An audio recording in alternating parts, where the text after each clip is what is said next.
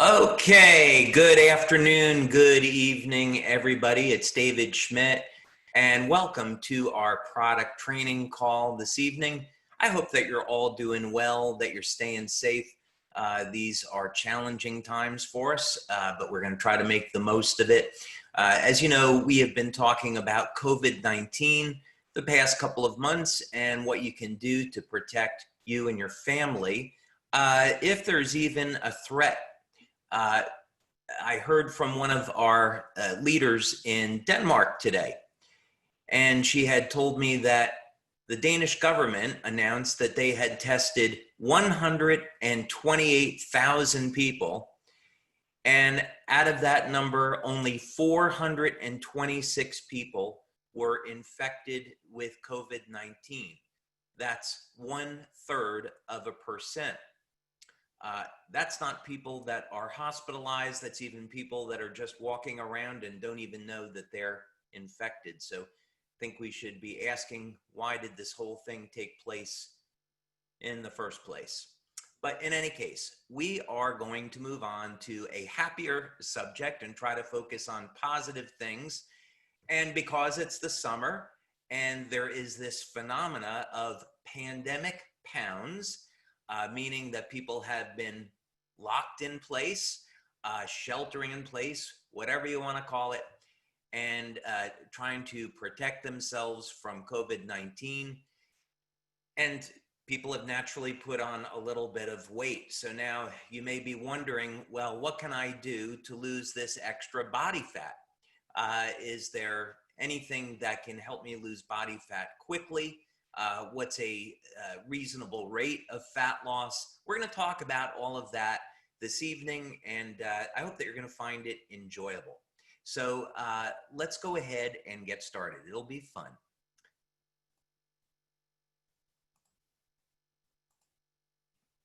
Okay, so now, first thing is, just want to remind you that I am not a medical doctor, and that I would ask that you take any of the things that I might recommend this evening, you take them to your healthcare practitioner, to your medical doctor, before you implement them, and you find out what's right for you. Especially if you have a pre-existing health condition, not every strategy is going to be right for you. For example, intermittent fasting would not be the best strategy for a type 1 diabetic. So let's get into this in a little bit more detail. Well, we should be happy that summer is here for many reasons. One of the reasons is that when we're going outside, we're getting lots of vitamin D. And we know from our prior webinars that vitamin D helps to support the function of the immune system. And there is clinical evidence today that people that are dying of COVID-19 have low levels of vitamin D. And if you saw in my previous webinar, you know the reason is that vitamin D helps the immune system modulate itself to incoming threats like new viruses. And vitamin D will even attach itself to the novel coronavirus, slowing it down and making it more difficult for the virus to replicate. So you want to get outside, get in the sun, and get your vitamin D. Okay. That's just because, of course, one of the many reasons why we should be excited about summer. Another reason why we might want to elevate our vitamin D for the men out there. I bet you want to have the best testosterone levels possible. Well, when you get proper sunlight and you elevate your body's levels of vitamin D, it's going to help to support your testosterone levels. In fact, there are even lamps that are sold, UV lamps that you shine on your back. And these lamps, which help elevate your vitamin D, are also designed to elevate your testosterone levels.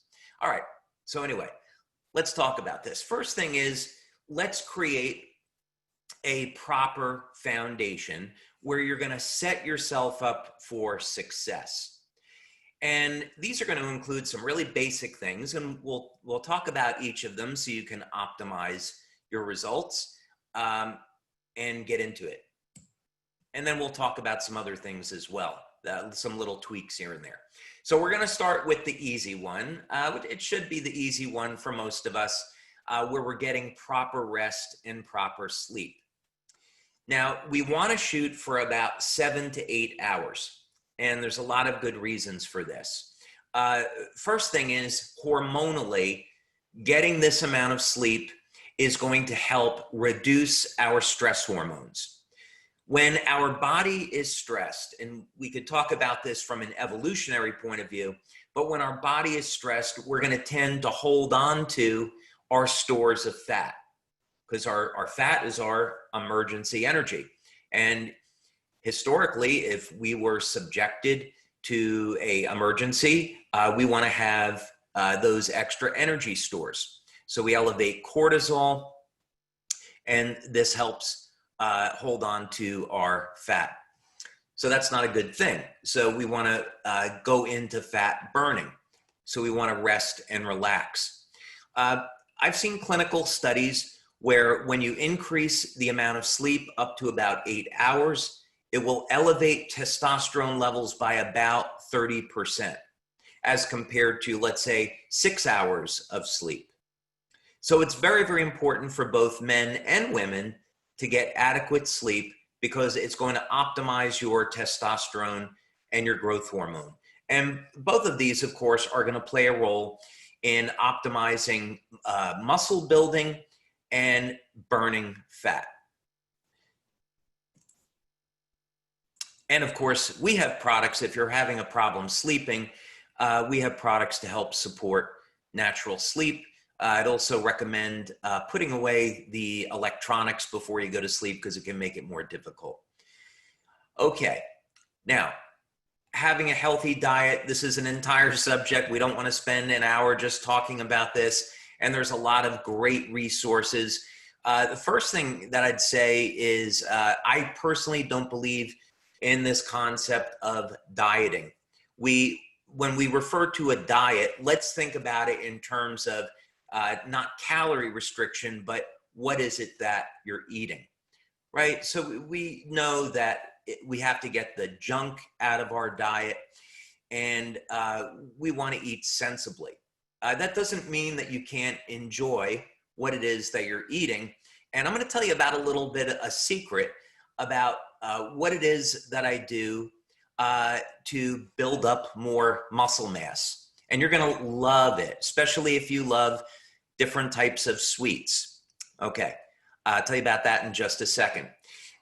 But first, you set up a general structure. Now, I've used intermittent fasting for the past 4 years now, and it creates a very good foundation for optimizing your hormones.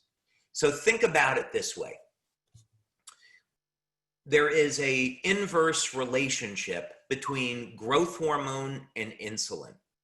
When our growth hormone levels are going up, that's going to be burning fat. When our insulin goes up, we're going to be storing fat. Okay, so we want to improve our insulin response. A side note, for those of you men out there that may be experiencing erectile dysfunction, and this is a surprisingly high number of men. Okay, depending on what age group that you're in, it could be 50%, 60% of men in your age group that have mild to severe erectile dysfunction. This is nothing to be ashamed of. It's just a symptom of your diet and your overall lifestyle. Well, here's something for you to consider, is that men that go on testosterone therapy often don't find this to be an effective treatment for erectile dysfunction. And it's often thought of that erectile dysfunction is connected to testosterone. That's only partially true. It really has more to do with your endothelial function, the function and performance of your cardiovascular system. And so, and this has to do with your response to insulin, ultimately. So what this all means, and I see a number of you are raising your hand for questions. I'm going to get to questions at the end, I promise. What this all means is that there's a few things that we can do to optimize our hormones and reverse erectile dysfunction without having to use drugs. And one of these things is to get control of your response to insulin. And one of the ways we can do this is through intermittent fasting. Now, intermittent fasting, a simple way to explain this is that you eat within an 8-hour window. So let's say you pick from, my 8-hour window is from 11 a.m. to 7 p.m. And outside of that window, I may drink tea, I may drink decaf coffee, I'll drink water, obviously. I may have a drink like a vitamin water that has stevia, so there's no calories. So you want to certainly be drinking fluids, but you don't want any calories. This may take you 2 or 3 weeks to get into that 8-hour window, but the benefits are extraordinary. It's going to help during that fasting period of 16 hours, you're cranking up your growth hormone levels naturally without any drugs, without any pills. It's going to optimize your fat burning, and you're going to find, just using that one technique, a lot of that extra body fat is just going to simply come off. And during that 8-hour window, you can do some amazing things. I'm going to share with you a little secret.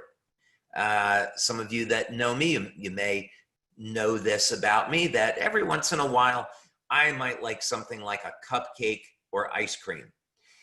And I don't mind, because I found how to eat these foods strategically so they would actually help me. All right, what the heck does that mean? Now, this is not something you would do daily, by the way, but it's all this idea that when you're doing intense exercise, it's been found in studies that in order to build more muscle, you're going to use protein and a fast digesting carbohydrate. You combine these two. So for example, after you exercise, you would take something, let's say 30 grams of protein. I'll talk about that later. And you're going to add a fast digesting carbohydrate. Now, I would recommend something like honey. I would recommend a banana. These are all going to go great with a protein shake, and it will accomplish the task of driving that protein into the muscle and increasing muscle synthesis. And you're going to get better results with that. That's a strategy that works for bodybuilders. It's definitely worked for me. And if you say one day during the week, you know what, I'm gonna treat myself to something sweet, maybe a piece of chocolate, maybe a cupcake, whatever it is that you like, and you have that with your protein after your recovery from your exercise, and that's a way to use that sugar to help build muscle. Okay. Another thing I would definitely encourage, and there's all types of ways to tweak this, but generally, for many reasons, you want to go with a diet that's based high in protein, moderate fat, low in carbs, and there's all ways to experiment with this. If you really want to go ketogenic, it's 25 grams of carbs or less. For some people, you can experiment with it. See how it works for you. The disadvantage is that when you go lower on carbs before you keto adapt to it, it's going to make exercising way more difficult. So just because your carbs might be high doesn't mean that you can't burn fat, right? So there's all different kinds of strategies. And then the final thing that I would share with you is don't feel like you have to do this every day. I was once watching an interview with Sylvester Stallone.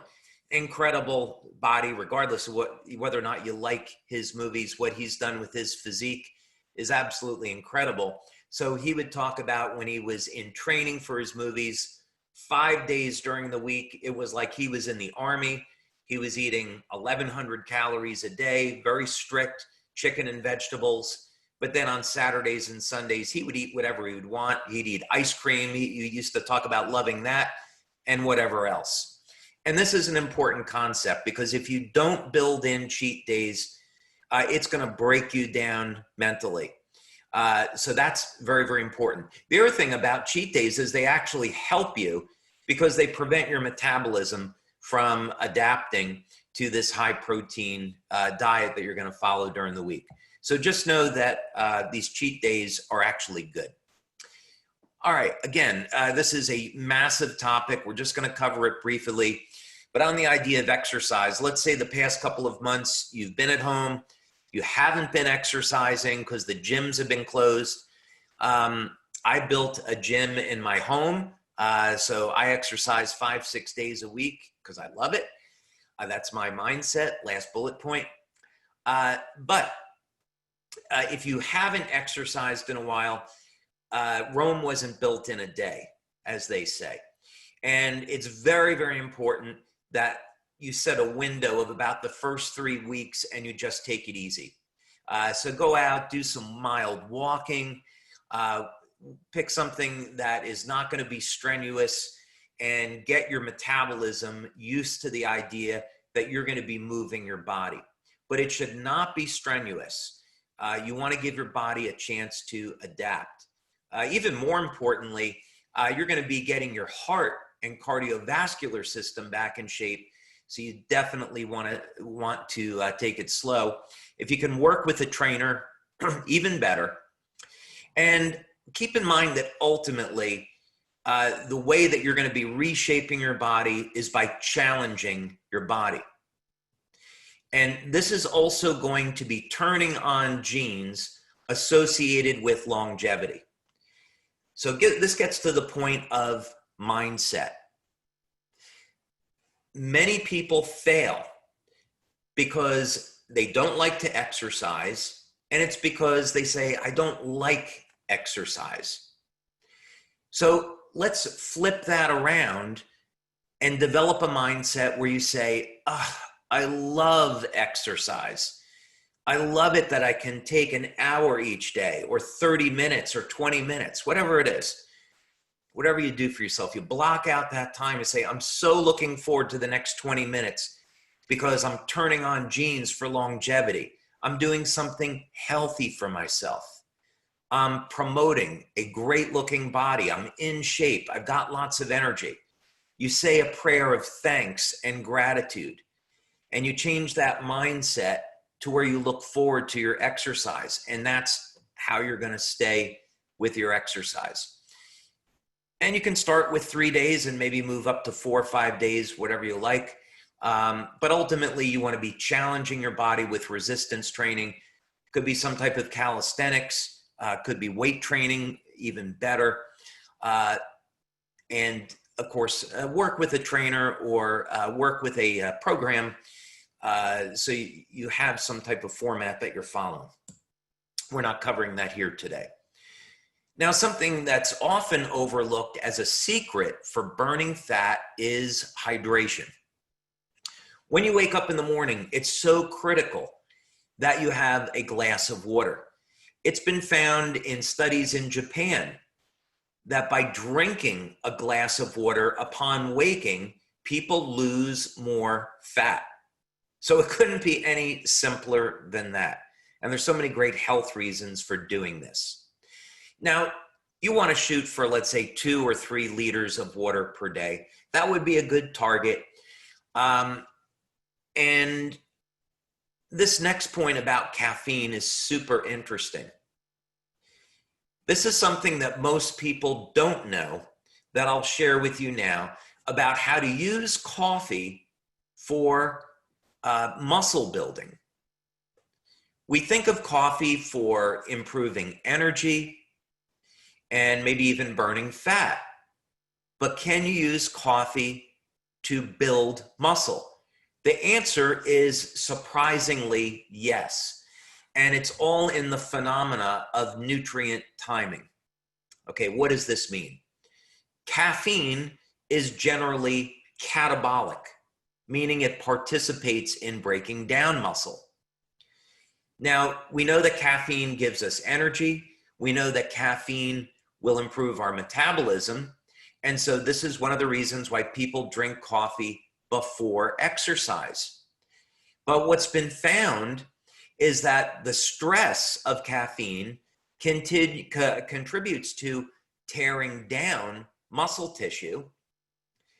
And so once the exercise is over, now you refuel with your protein and your carbs and any supplements you're going to take, and the muscle building or muscle protein synthesis starts. So the secret here is you take your coffee, you drink your coffee or take your caffeine before exercise, but never after exercise. That way you are optimizing the amount of time that your body is building up muscle. And when you're building up muscle, you're increasing your metabolic rate and you're making it easier to reduce your body fat.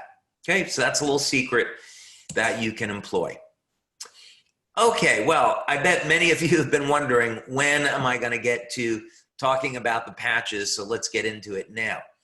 So you've got a few weapons here for building muscle and burning fat at your disposal, in addition to creating your foundation. And first one, of course, we'll talk about is X39. Now, this is really simple. When you're exercising, one of the goals is to create tears in the muscle tissue so that the stem cells will go in and help repair that muscle tissue, and then you can build new muscle fiber and the muscle gets bigger and stronger. And for you ladies, don't worry, you're not going to get muscle bound, right? Because your testosterone levels are naturally lower than men. So X39 is an overall aid to supporting recovery so you can get results faster. X39 also improves the metabolism, by the way. And while we don't make this claim, many people do find that they lose body fat and they lose weight once they start using X39. Now, SP6, again, this was created to help people control their cravings. And there's any number of strategies that you can employ to deal with your cravings. One of them is you can use SP6. You put that on the inside of the left ankle, and that's known to control appetite and hunger. Once you start intermittent fasting, you're going to find that you have better control over your cravings and your energy levels and your hunger, by the way. You can have drinks like vitamin water that have stevia in it, and you can get that sweetness and satisfy that sugar craving. And they have chocolate, by the way, that has stevia in it. And even if you use the nutrient timing that I was talking about, where you have something sweet after you exercise with protein, that's another way to satisfy your cravings. Okay, but SP6 is one way. Now, let's go over and look at carnosine for a minute. And this page that we're looking at here is in the science section of our website. And we're going to be talking about carnosine and energy patches, because both of these play a role in burning fat and improving the metabolism and improving your amount of lean muscle. Now, I turned 57 in April, and I will tell you that my performance in the gym, it far surpasses what I was capable of when I was in my 20s. And I'm absolutely delighted with that. And two of the patches that have helped to get me there are the energy patches and carnosine, which I've used for many, many years now, obviously. So the first one, of course, that we came out with were the energy patches. And way back in 2005, 2004, we did a clinical study with Dr. Frank Schallenberger. This was 2005. And Dr. Schallenberger is an expert on mitochondrial function. The mitochondria is the area of the cell that makes energy. It turns food into energy. And he found through his analysis that when you wear the energy patches, you elevate fat burning by 23%. And that happens within about 20 minutes. So many people over the years have lost body fat by just simply wearing the energy patches. Now, we don't make that claim because we want people to have a healthy diet, exercise, and get plenty of rest. So energy patches can be an aid into an overall program of health and fat loss. So the energy patches can support an overall program of reducing body fat and maintaining healthy body composition. Another benefit yet that we found with the energy patches, which is one of the reasons how they got their name, is we had done these tests with football players at Troy State University and Morehouse College. This is going back to 2003. And we found that when these athletes were using the energy patches, they were getting improvements in strength and stamina. So you use energy patches as an athletic training aid. You find you make faster progress in the gym. And when you're doing that, of course, you're improving your metabolism, building muscle, burning fat. And then finally, with the Carnosine patch, we've done a number of studies here. This is one that we did with Dr. Lisa Tully, and we've done a number of studies with the Carnosine patch. But what we wanted to look at, since carnosine is an antioxidant that's stored in the muscle, what would happen with people that would use it regularly? Well, we found after just 1 month of using the carnosine patch, people became stronger, their stamina improved, and other measures of physical performance improved as well.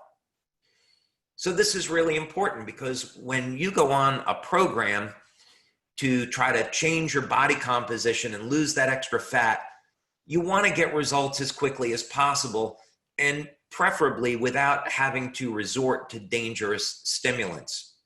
So carnosine patch is a way that you can improve your performance, improve your muscle and strength without having to use any type of harmful drugs. So the bottom line with all of this is, first, create a foundation of proper rest, proper diet, proper exercise, drink enough water, get your mindset in a very positive state that you're doing all these things to improve your overall health and your longevity, and then use patches as aids to help support this overall program. So I see we have a ton of questions, and I'm going to go ahead over here and see what we got. Okay, and welcome everyone. It's great to have you here.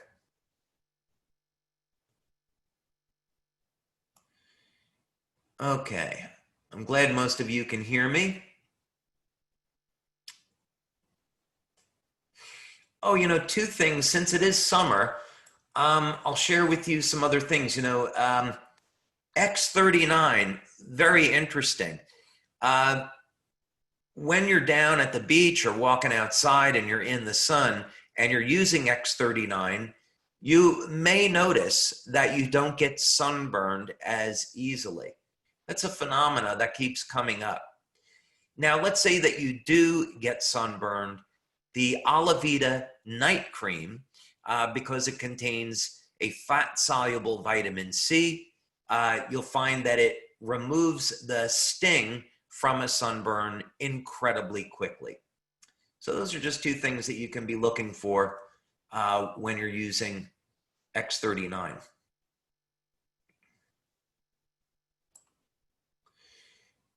Okay, now this is an interesting question. Hi, David. What do you recommend for people that unexpectedly fall asleep in the middle of a conversation? That sounds like narcolepsy. Well, the first thing is, this sounds like a medical condition. So I think it would be better if I didn't comment on it. And this person should probably go to a medical doctor that is a clinical nutritionist. And the benefit of this is that these type of doctors will do conventional blood and urine tests, but recommend nutritional therapies and exercises prior to using drugs for an intervention. And then also many times these doctors will use acupuncture as well. But that does sound like narcolepsy to me. So I think it'd be better in that case if they get diagnosed by a doctor first.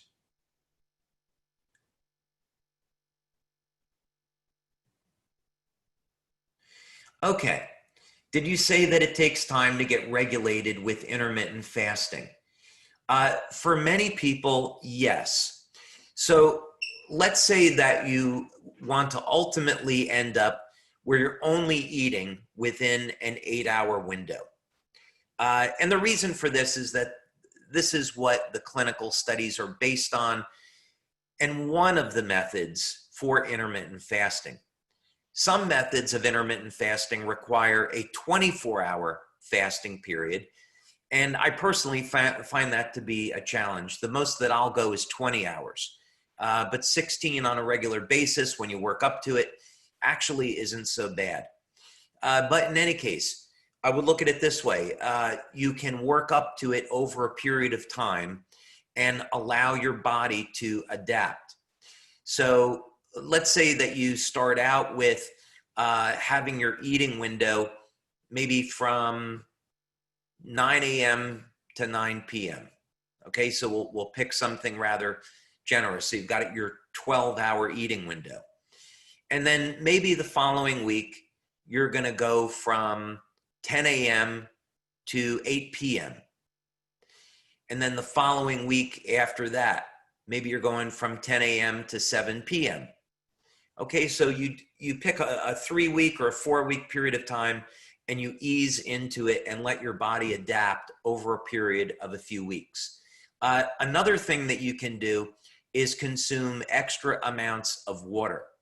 And you'll find that this helps keep you full, and it will make the transition a lot easier. Plus, it's going to elevate fat burning. So yes, you can give yourself that time to adapt. What do you recommend for people that fall asleep frequently, no matter where? So this could be any number of different, it's interesting, we're getting similar questions on this. There could be an underlying issue going on here. So let me take a stab at some guesses, and it will actually be of help to many of you. If we were doing this live, I would ask a question, and that is, how many of you use toothpaste with fluoride? And did you know that fluoride might be the reason why you're having a problem losing body fat? And I learned this from Dr. Norm Shealy, who is a medical doctor and a neurosurgeon, and he is considered the father of pain management in the US, and an extraordinarily brilliant guy and researcher. So I had this conversation with him. What happens is that fluoride replaces iodine in the thyroid. And when we talk about the hormones T3 and T4, the 3 or 4 is iodine, and the T is for tyrosine, an amino acid. So iodine and tyrosine are required to make these hormones. And if we have fluoride in our bodies, it can replace the iodine, and now our metabolism starts to shut down. Another problem is that many people are deficient of iodine. And so I would recommend a natural source of iodine like kelp. You can simply go to a supermarket or a vitamin store and get a seaweed supplement that will be a natural source of iodine. You may find that helps with your metabolism and ultimately improves your energy. But I would be concerned with someone that falls asleep regularly about what is their mitochondrial function like? Is their body chemistry working properly to generate energy? Are they getting proper nutrition? Do they have a B vitamin deficiency? These are all things that doctors can test for, and definitely worth looking at. Oh, we have some guests in from New Zealand, a place I definitely want to visit. And I understand you're on lockdown under there because New Zealand has no cases of coronavirus. And would definitely like to get down there. So thank you for being on the call. How do we know how many people were in that clinical study group? Oh, with any of our clinical studies that are posted on the website, we will always show the number of people that were in the study. Now, we have two types of studies that we do, generally speaking.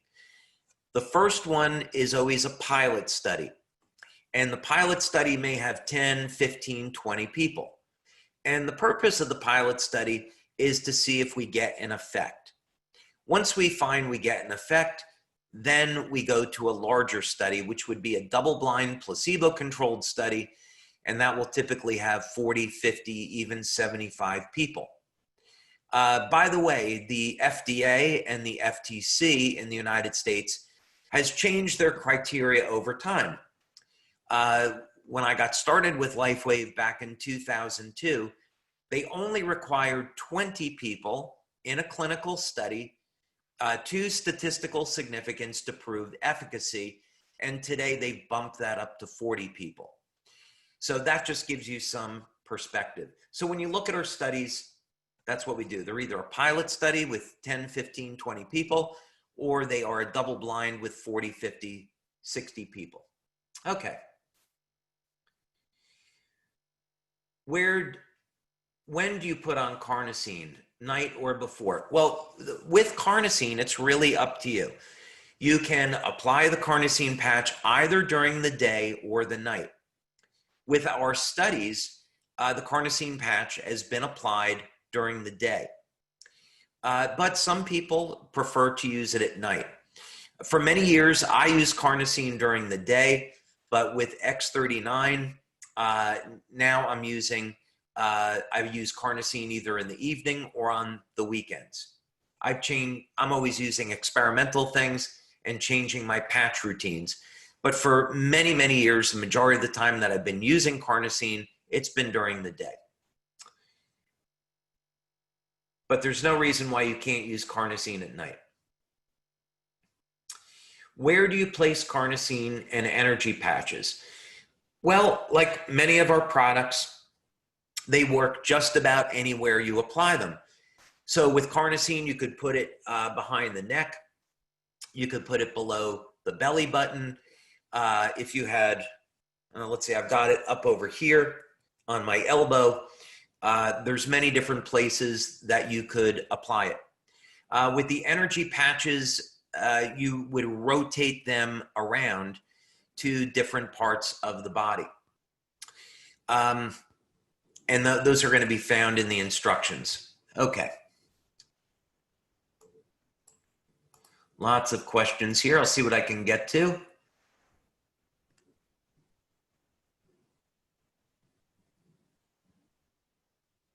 Why are the patches made in Ireland, and is that the only place they're made? Well, actually, we have two manufacturing sites. We manufacture the patches both in the United States and in Ireland. So we've had two manufacturing sites now for the past 10 years, actually. This month coming up, just in July, will mark our 10-year anniversary of our facility in Ireland. So we make them both places. I have found that it is difficult for the patches to stay on while sweating. Do you recommend putting them on or before exercise or after, and why? So this really depends on the individual. As an example, I'm on the East Coast right now in Florida, and I exercised at 5 p.m. I had dinner, and so the patches made it through my workout without any problem. So what we found over the years is that if you are applying the patches to clean, dry skin, even during exercise, they should stay on. Now, of course, there are many different types of skin types. If you want to go to the trouble of drying your skin with alcohol to remove the oil before applying the patch, you can do that. Otherwise, after exercise is also okay. You can even apply the patches to clothing and they're still going to work.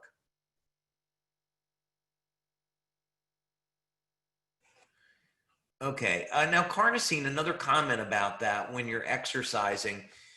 One of the benefits is that unlike glutathione, carnosine will tend to stay around in your body longer. So that means even if you're using the carnosine patch in the evening and you're going to exercise the next day, you're still going to get the benefits. Glutathione is not the case. Glutathione, after you remove it, the levels start to degrade rather quickly. Now, using a glutathione patch for detoxification, of course, the toxins are gone or reduced.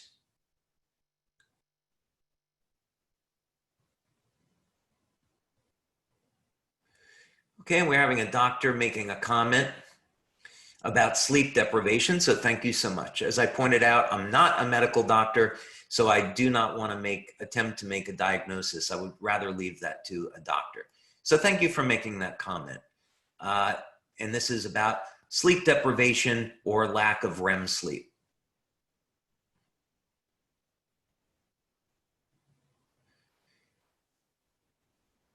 Okay, are there certain patches that would help to wear during exercise? Yes, when we did the clinical studies with carnosine and energy enhancer, people were using those patches during exercise. Now, would people have gotten the benefits if they were using them at a different time? We don't know. But we found that when people were wearing the patches during exercise, they got the benefits.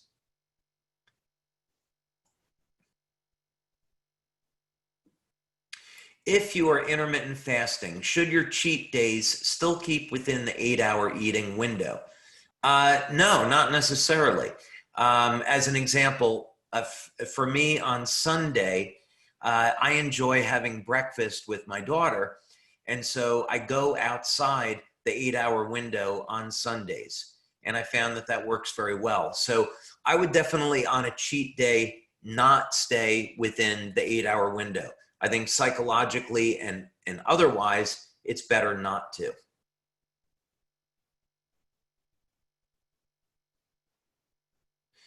Okay, hi. When a person got a traumatic injury, the patches only help with pain for about 5 hours. Then we have to put on a new set of patches. Is there a reason for that? So I'm going to assume that when you apply the next set of patches, then it begins to provide pain relief. That's an interesting question. We don't have any type of clinical research that would provide an explanation for that. When we do our clinical studies, generally what we find is that the pain goes down and it stays that way for quite a long period of time. Now, if the pain came back after 5 hours, I might be looking at looking at the way electrolytes are metabolized, could be a magnesium deficiency, dehydration. But as far as why the patches would be burning out that quickly, I wouldn't have a direct answer for that because we haven't studied that clinically. Okay, so a kind compliment. Thank you very much. How does the low-carb diet stack up against plant-based, and is pasture-raised meat okay to eat for weight loss? You know, a lot of this is going to depend on the individual. Purely from an ethical point of view, since I'm an animal lover, I would be for plant-based diets under specific conditions. In other words, I think plant-based diets are completely fine, providing that a person has a source of essential fatty acids. This could be algae oil if you don't want to have a fish oil. And then also to make sure that a person is getting the essential amino acids. And also if you're trying to build muscle, getting a source of the branch chain amino acids, leucine, isoleucine, and valine. So I think plant-based can definitely work, provided that you're taking a look at all of your micronutrients as well as the macronutrients. Also, fats really are pretty important because if a person is interested in elevating their testosterone, a certain amount of saturated fat is going to be necessary. And of course, you can get that with coconut oil, right? So now when it comes to low carb diets, if we're talking about body composition, there's a number of ways to get there. So one way, of course, to get to reduce levels of body fat are going to be through caloric restriction, and that can happen on a low carb diet or a high carb diet for that matter. But yet, we see this phenomena where we have athletes, and the athletes are consuming 4,000, 6,000 calories, and yet they're at 8% or 10% body fat. And this has, a lot to do with the amount of exercise that they're doing, as well as being on a low carb diet. So a lot of this has to do with the individual. Personally, I don't care to be on low carb diets most of the time. And just simply because I find that my training is more intense when I have a moderate carbohydrate intake, let's say 100 grams per day. I don't like to go super high on my carbs, but I don't like to go under 25 grams a day either.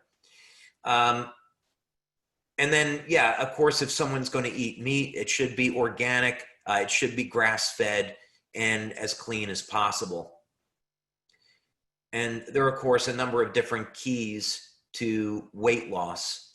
And I know when we talk about weight loss, we're really talking about fat loss, since most people want to keep the muscle and reduce the body fat. So I think it's, there's many highways that lead to reduce body fat. There's many different ways that you can get there. All right, I am way past the time here. Maybe I'll ask one or two more questions. What patch do you recommend for knee or joint pain? Well, when we talk about, let's just talk about knee pain for a moment. We can use LifeWave, and we would apply the patches around the joint. So let's say that this was the knee. We would be putting the white patch on the outside and the tan patch on the inside. Now, on the other hand, if there was a loss of cartilage, I would recommend instead X39 and glutathione, or X39 and Eon, or glutathione and Eon. But the basic idea here is that glutathione can help trigger regeneration of the cartilage. And so by applying any number of those patches, let's say glutathione on the outside, Eon on the inside, this can help manage the pain, and people might be surprised to find out what happens with their cartilage. We don't make any medical claims about that, by the way, so that would be something somebody can check out. But in terms of managing the pain, it's really great. All right, maybe one more. Let's see.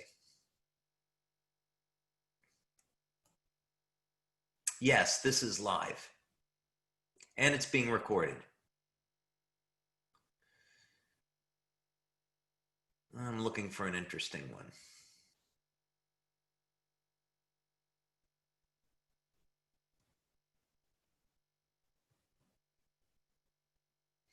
Okay, I'm brand new and heard mention of a particular patch that helps to detox the body of mercury. Which patch is that? That would be the glutathione patch. Now, bear in mind that mercury can settle in the soft tissue in the body. So it could accumulate in the thyroid, the thymus, the liver. And for decades, IV drips of glutathione have been used to leach or chelate mercury from the body. So if you're having an issue with this, I would definitely work with your doctor, but you could apply the glutathione patch over the thyroid or over the thymus, and you might be surprised to find that there's a metallic taste in your mouth after a minute or two. This is the mercury being removed from the body. And but yes, we did urine studies on this going back to 2005, and found out that mercury excretion could go up 60 to 80% using the glutathione patch. Okay, we are way past the bottom of the hour, but this was a lot of fun, so thank you for bearing with me. And it's always a pleasure to be able to cover all of this information, so thank you for your questions. Okay, well, have a wonderful evening, everybody. And for those of you on the other side of the world, have a great day. And looking forward to talking to you next month. Take care.